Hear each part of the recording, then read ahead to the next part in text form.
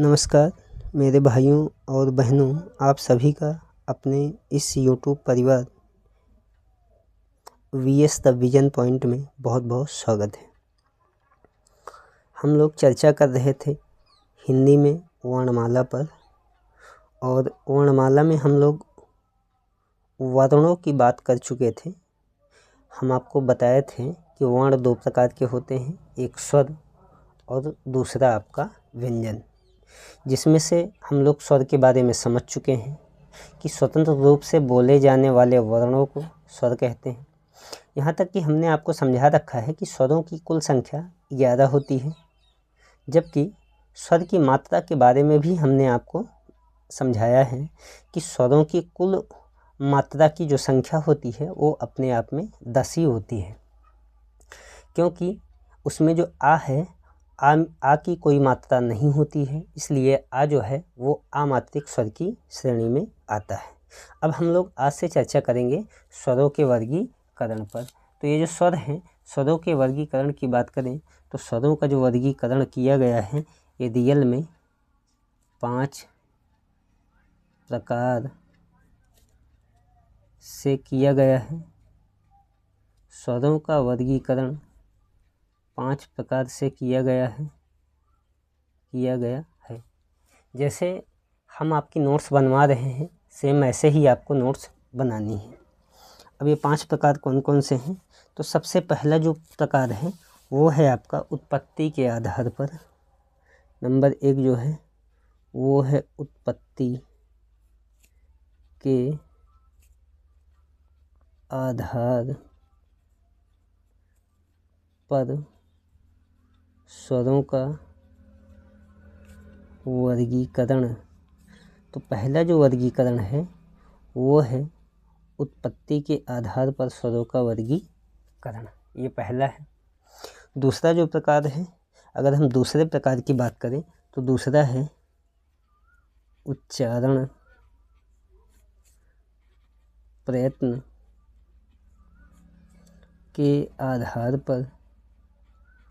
उच्चारण प्रयत्न के आधार पर स्वरों का वर्गीकरण। स्वरों का वर्गीकरण। तो हम लोग स्वरों के वर्गीकरण की बात करें तो 5 प्रकार से इसका वर्गीकरण किया गया है। नंबर 1 उत्पत्ति के आधार पर स्वरों का वर्गीकरण, और दूसरा जो है वो है उच्चारण प्रयत्न के आधार पर स्वरों का वर्गीकरण। तीसरा है ओष्ठाकृति के आधार पर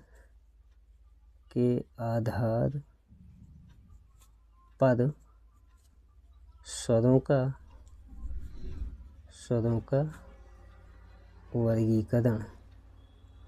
ये आपका 3 प्रकार हो गया। इसमें से जो चौथा प्रकार है उसकी बात करें तो अगला है जिह्वा के आधार पर। जिह्वा के आधार पर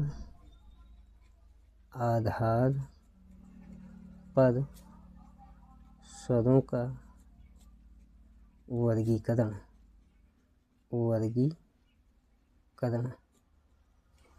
इसके बाद जो अगला है यानी कि लास्ट है वो है आपका मुखाकृति के आधार पर। मुखाकृति के आधार पर स्वरों का वर्गीकरण। तो ये है आपका स्वरों का वर्गीकरण। 5 प्रकार से हमने आपका स्वर का वर्गीकरण किया है। हाँ मित्रों, एक और गुजारिश है आपसे, निवेदन है कि आप लोग इस सेशन को यानी कि वीडियो को ज़्यादा से ज़्यादा शेयर और लाइक करें, ठीक है, ताकि उससे हमारा उत्साह बढ़े। ठीक है, ये हो गया।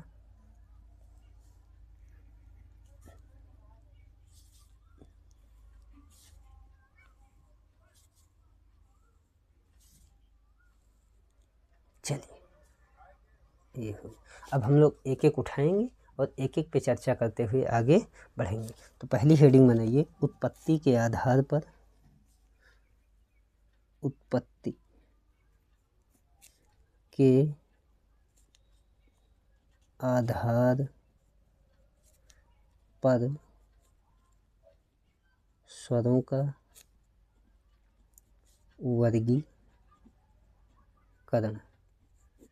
जो लोग चैनल पे नए हों, चैनल को सब्सक्राइब, लाइक और शेयर ज़रूर करें। तो उत्पत्ति के आधार पर अगर हम स्वरों की बात करें तो उत्पत्ति के आधार पे जो स्वर है ना, स्वरों का जो वर्गीकरण है, ये रियल में 2 प्रकार से किया गया है। कितने प्रकार से भाई? 2 प्रकार से किया गया है, 2 प्रकार से किया गया है। तो उत्पत्ति के आधार पर स्वरों के वर्गीकरण की बात करें, कितने प्रकार से स्वर हैं? 2 प्रकार के स्वर हैं। अब ये 2 प्रकार के कौन कौन हैं, यही हमको समझना है। अगर हम इसी को समझने का प्रयास करें कि आखिर ये 2 प्रकार हैं कौन कौन, तो इसको समझने के लिए सबसे जो पहला प्रकार है उसको कहते हैं ह्रस्व स्वर। नंबर 1 जो है इसका नाम है ह्रस्व स्वर। तो पहला प्रकार आपका ह्रस्व स्वर।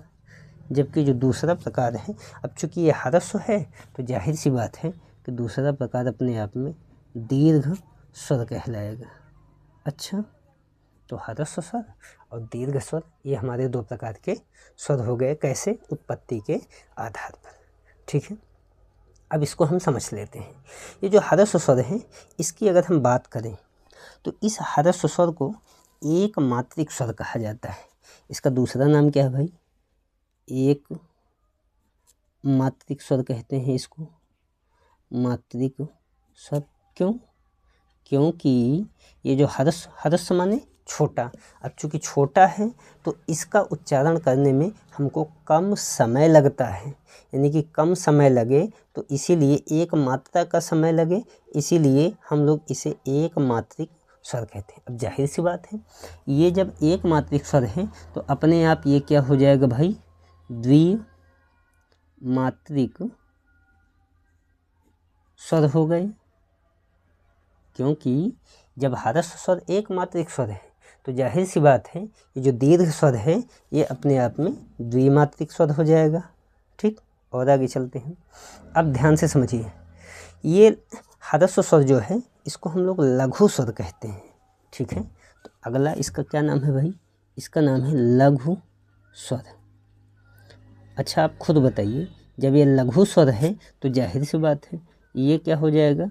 दीर्घ स्वर कहलाएगा। तो एक लघु स्वर है तो ये अपने आप में दीर्घ स्वर हो जाएगा। समझ में आ रहा है ना? और आगे चलिए, एक और चीज़ अगर हम लोग और समझने का प्रयास करें तो ये जो ह्रस्व स्वर है इसको हम लोग नैसर्गिक स्वर कहते हैं।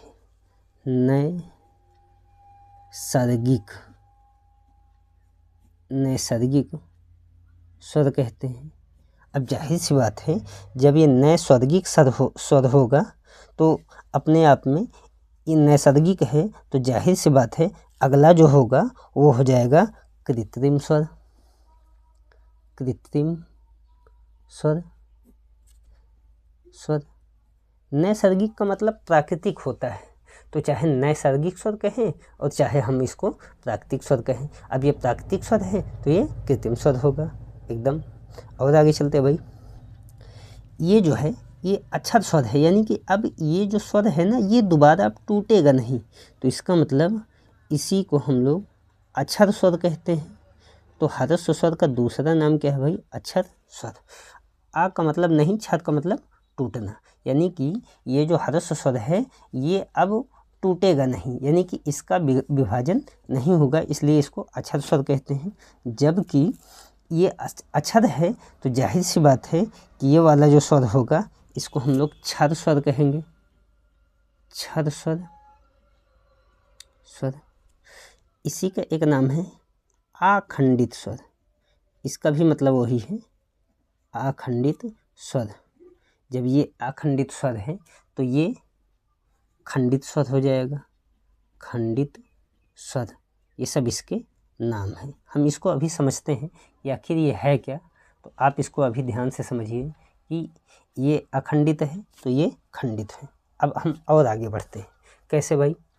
अगर हम लोग और इसको समझने का प्रयास करें तो ये अगर हम लोग ह्रस्व स्वर की बात करें तो जो ह्रस्व स्वर है ना, इसकी कुल संख्या कितनी है भाई? इसकी कुल संख्या किसकी? इसी ह्रस्व स्वर या एक मात्रिक स्वर या लघु स्वर या नए सर्गिक स्वर या अक्षर स्वर या अखंडित स्वर की कुल संख्या कितनी है? तो आप बताएंगे कि इसकी कुल संख्या 4 है। कितनी है भाई? 4 है। अच्छा, और आगे बढ़ते हैं। यदि ह्रस्व स्वर की कुल संख्या 4 है तो जाहिर सी बात है अब सवाल आएगा कि दीर्घ स्वर की कुल कितनी संख्या है, यानी कि इसकी कुल संख्या। अगर हम इसकी कुल संख्या की बात करें तो इसकी कुल संख्या कितनी है भाई? 7 है। क्योंकि हमने आपको बताया है कि कुल स्वरों की संख्या 7 और 4 11, तो कुल 11 स्वर हैं। 11 में से ह्रस्व स्वर कितने हैं? 4, जबकि दीर्घ स्वर कितने हैं? 7 हैं। अब आप समझ गए होंगे, ठीक है। अब ये 4 कौन कौन से हैं वही हमको समझना है। तो 4, अगर हम 4 की बात करें तो ये है आ, और आ के बाद आपका ई, ठीक है। ई के बाद आपका ऊ, और ऊ के बाद आपका री। ये आपके 4 स्वर हो गए, ठीक है। ये जो चारों स्वर हैं ये हैं ह्रस्व स्वर। अच्छा, और आगे चलते हैं। अब ये हम आपको बताएं कि ये एक मात्रिक स्वर है। क्यों? क्योंकि इसका उच्चारण करने में हमको कम समय लगता है, इसीलिए कम समय को एक मात्रा का समय लगता है बोलते हैं, इसीलिए इसका नाम पड़ गया एक मात्रिक स्वर। अच्छा, अगर हम लोग दीर्घ स्वर की बात करें, दीर्घ स्वरों की कुल संख्या 7 है। अब हम 7 इसको भी देख लेते हैं। कौन है भाई? एक दीर्घ आ है, दीर्घ आ। दूसरा है दीर्घ ई।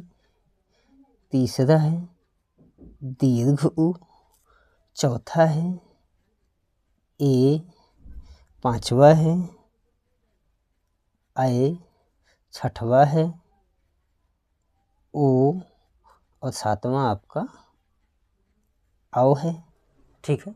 यहाँ तक आपको समझ में आया होगा। अब आप समझिए, इसकी तुलना में इसको बोलने में ज़्यादा समय लगता है, इसलिए इसको दीर्घ स्वर। इसकी तुलना में इसका उच्चारण करने में 2 गुना का समय लगता है, यानी कि 2 मात्रा का समय लगता है, इसलिए इसको हम द्विमात्रिक स्वर कहते हैं। ये लघु स्वर है, क्योंकि आप देख ही रहे हैं,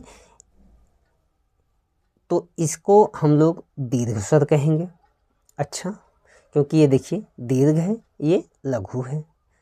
जैसे आप बोलते हैं छोटी ई, यानी कि लघु ई, ये दीर्घ ही यानी कि बड़ी, तो इसका मतलब ये सारे स्वर दीर्घ स्वर।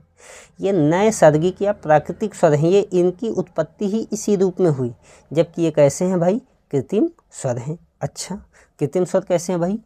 अगर हम आ की बात करें तो आ का निर्माण हुआ है, यानी कि आ को बनाया गया है। कैसे बनाया गया है? अगर आ की बात करें तो ये जो आ है ना, ये लघु आ प्लस लघु आ से मिल के बना है। आप समझ रहे होंगे, ठीक है। इसलिए इसको कृत्रिम कहा जा रहा है, यानी कि अपने से बनाया गया है। जैसे ई की बात करें तो ई प्लस ई से मिल के बना है, दीर्घ ई। ऐसे अगर हम ऊ की बात करें तो ऊ प्लस ऊ से मिल के बना है, दीर्घ ऊ। अगर हम ए की बात करें तो आ और ई से मिल के बना है, समझ रहे होंगे। अगर हम ए की बात करें तो ए जो है आ और ए से मिल के बना है, आ प्लस ए से मिल के बना है ए। जबकि ओ की बात करें तो आ प्लस ऊ से मिल के बना है, ठीक है। औ की बात करें तो ये जो औ है ये आ और ओ से मिल के बना है।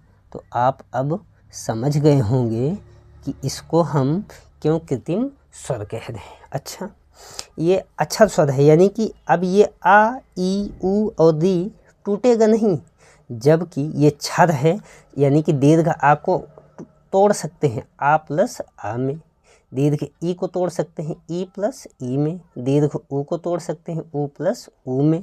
अच्छा, ए को तोड़ सकते हैं आ और ई में, ए टूटेगा तो आ और ए आएगा, ओ को तोड़ेंगे तो आ और ऊ आएगा, इसीलिए इसको हम छद स्वर कहेंगे।